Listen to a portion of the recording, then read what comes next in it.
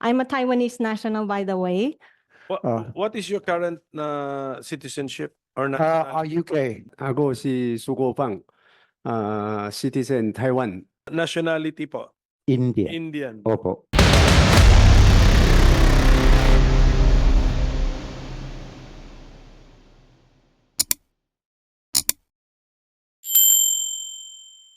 So one by one, we will have to ask them why they want to become a Filipino citizen. So with the permission of this chairman, may we ask one by one? We start. It probably might not be wise for the others just to reiterate what your seatmate just said. You can elaborate and make it more personal for you. We start with. Can you give them 3 minutes? 3 minutes to study. No, 3 minutes. 3 minutes each. 3 minutes each. Comsec, just give them 3 minutes each lang. Please regulate the time kasi may session Yeah. tayo 3 o'clock. Sige, So- can you... So, I will randomly choose. So Okay. that they know. Sige. You are requested to state within 3 minutes, not more than 3 minutes, why you want to be a Filipino citizen. That's the Okay, ready? fiscal autonomy of the chairman. Who will Are you start ready? with? Okay. Ladies first, Miss Grace Tanto. Okay. Take it away, ma'am. Good afternoon po, Senator. My name is Grace Tanto. I am Bisaya. I'm from Cagayan de Oro. My grandparents came to the Philippines in the 1930s, so I'm third generation. I'm a Taiwanese national, by the way. Cagayan de Oro is from where your father is. That's where I have lived all my life. And You I can am a speak. Bisaya po. Yes, Bisaya is my first language. So maayo kay ko magbinisaya. Mas maayo pa siguro kaysa akong Chinese o in English. I am a school director. Medyo, do I continue in Bisaya? In English? Tagalog? Filipino na, ma'am. Filipino. Yeah, so dito na po ako ipinanganak. So also with my parents, they were naturalized Filipino citizens after me and my 4 siblings were born. Pinetition po kami when I was in grade school, but you know, Cagayan de Oro, it was a bit, it was just a receiving office sa BI, so hindi po natuloy yung petition namin. So every now and then I would ask about citizenship because this is the only home I know. I have no other residency in any other country. So as you know, the cost is forbidding.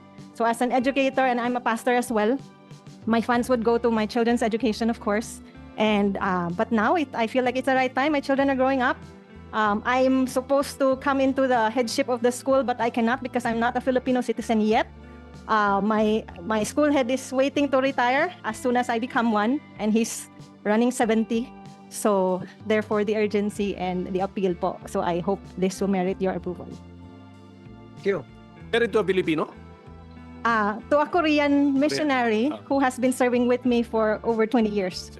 So, the kids, Cagayan de kids. Oro. Ang tanong kasi sa Senator Bongo, yung mga anak mo Pilipino, so hindi. Hindi. Yeah, Korean citizen po sila because I'm not a citizen of the Philippines, pero nag-aral po sila sa Cagayan de Oro. My son is in college now. Bisaya mo? Ma'am? Bisaya, good sir. Ang imuhang ang asawa nimo ang to. Ako ang To. akong bana is Park. To Park. So I am supposedly Grace Park and I own Grace Park. Pero yung apelyido mo hindi pwede kung ako meron akong anak na babae. Hindi pwede mag-asawa sa anak mong lalaki. Bakit? Anong apelyido pag nangyari? Mago Park. Hindi. Go. Oh, Go Goto. to. What may music? Okay, so ano? Bisaya na eh. Okay, can we move on? Opo nga. Okay. Okay, so Father Stephen Decatur Haines, in 3 minutes, sir, can you tell us why you want to be a Filipino? So how many years have you been with the Filipino people? I started coming out in 2007, but I was an Anglican priest, Church of England Protestant at the time. And in that community, you're allowed to work in civilian life, as in the Catholic Church you cannot. And I did 28 years in international banking. What is your current citizenship? Or UK. You have UK. I studied also in Germany. I speak German fluently. And they speak a Ilonggo around me, but I can say in Tagalog, ako ay nagagalak na makita ko kayang lahat. So I have words of Tagalog, but I am at 82. It's more difficult to learn a language. Thank you, Father. Can we hear from Mr. Kuo-Fang Su?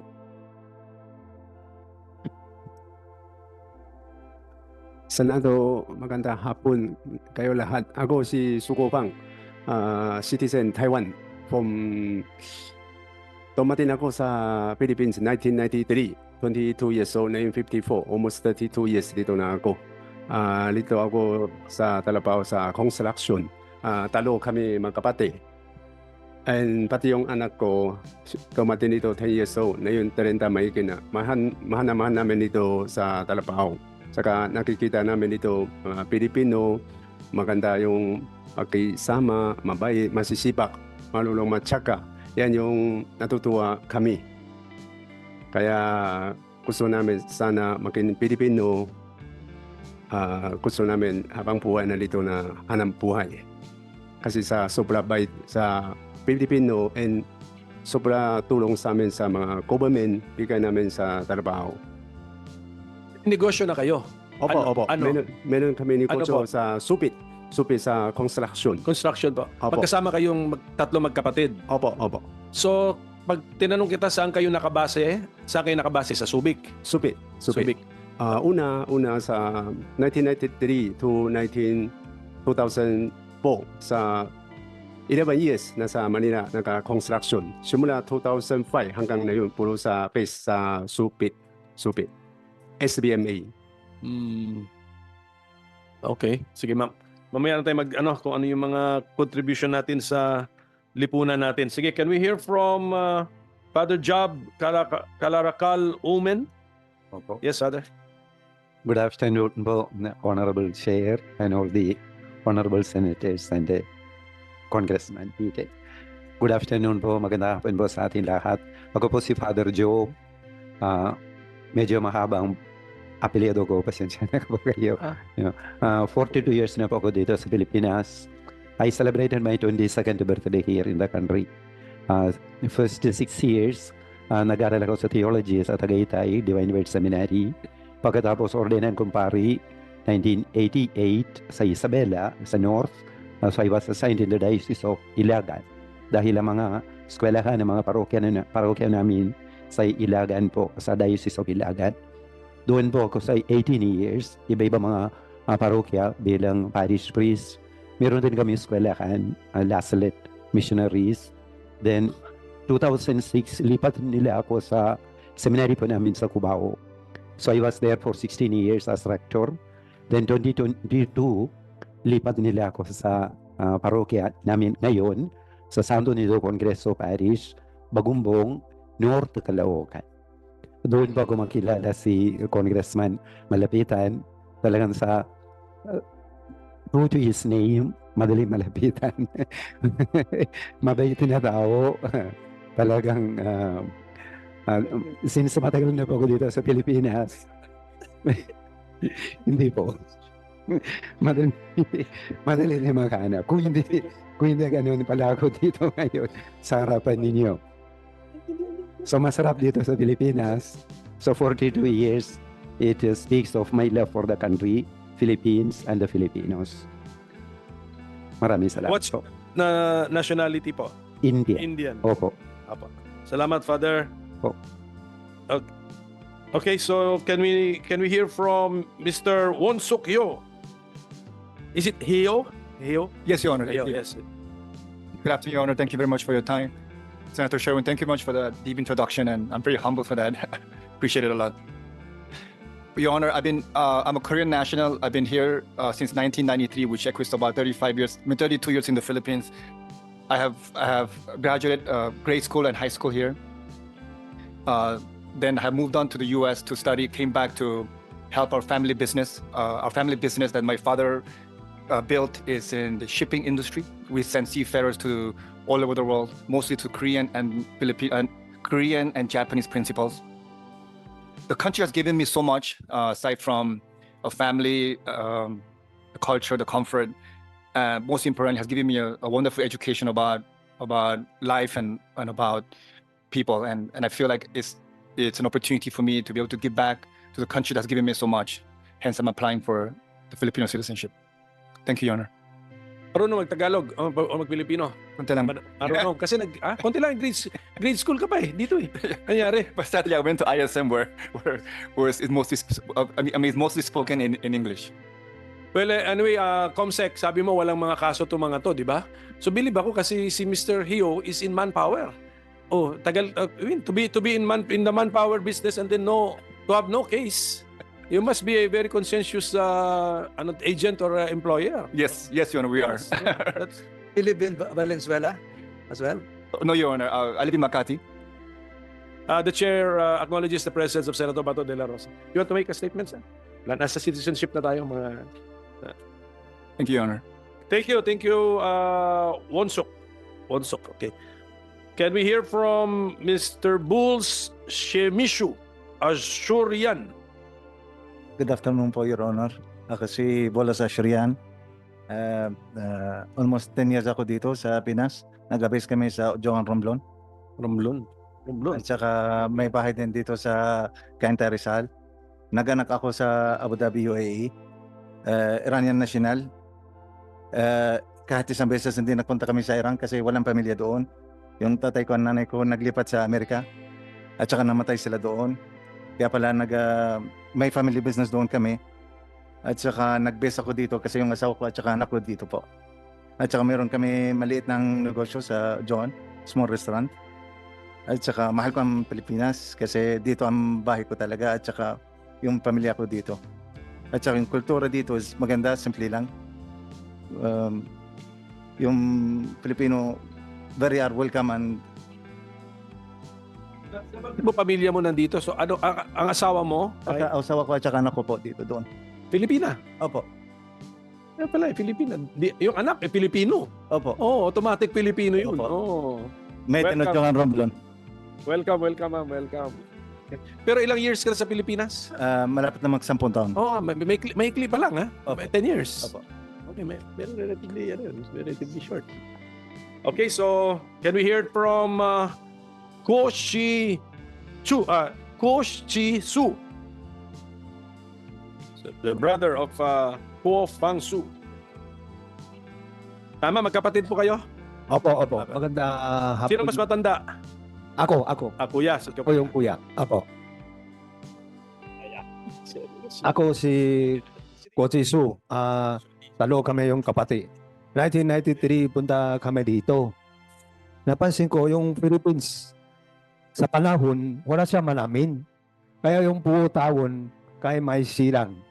Pangdalawa, kahit saan ako punta, napansin ko yung tao dito, yung mabait, tapos matali yung usap.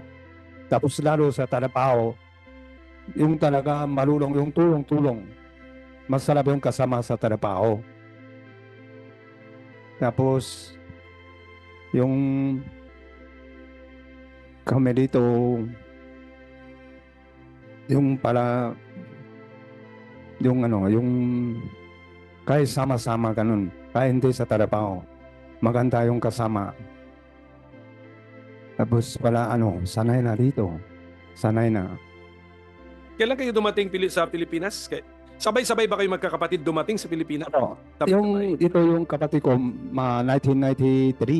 Ako yung 1994. Si Fang, 1993. Si Apo. Chi, 1994. Opo. Si Wei, 1996 po. Sige, Opo. ituloy na natin ang kwento ni Wei. Sige, Mr. Kuo-Wei Su. Sige po. Ano naman po ang... Kayo youngest? Kayo pinakabata sa tatlo? Opo, ako bunso. Sorry Bunso, po. okay. Senado po. I just come here 1993. I'm 23 years old. Ngayon 51 na. Ako uwi Taiwan mga once a week lang. So sanay na ako dito. Saka I don't know. You did that once a week? Huh? You go to Taiwan once Yeah, a week? once a year. Once a year. Sorry po. Pasensya po. Once a week na. Once a year lang po. Once a year. Okay, sorry po. Pasensya po. Yung sorry, pinjon nervous. Kami yung hindi ko alam. I think if somebody come here, Philippine talaga stay, they don't have a reason say they don't love Philippines. That's why kami dito stay. Gusto namin na stay dito sa Philippines. Kayo po tatlo may mga pamilya na. Opo, Or opo. meron na. Tapos ang pamilya nandito rin. Opo, lahat po. Sa Subic. Opo. Subic sila. Locator sila sa Subic. Opo. So, yung sa Philippine, para bigay kami yung chance yung have a business, para bigay pangkain ganyan. So, that's why we want to do something for the Philippines. Now, our company is like para yung warehousing sa Subic. So we try to invite Taiwanese to Philippine investment. Katulad yung Vietnam have a 60,000 Taiwanese company, but the Philippine only 600 Taiwanese company now. So we try our best to pakilala yung sila yung Philippines, very friendly, very nice place. Kasi sila takot medyo takot yung international news para yung Philippine magulo ganyan. Pero alam namin yung Philippines very nice, very friendly. So we just tayo kami yung warehouse para sila pang-opa lang. Kung gusto yung kung gusto investment, opa lang. Pang sila kung gusto pang-continue na, kung gusto opa okay, pang gusto mobili okay, ganun. Para sila talaga investment dito.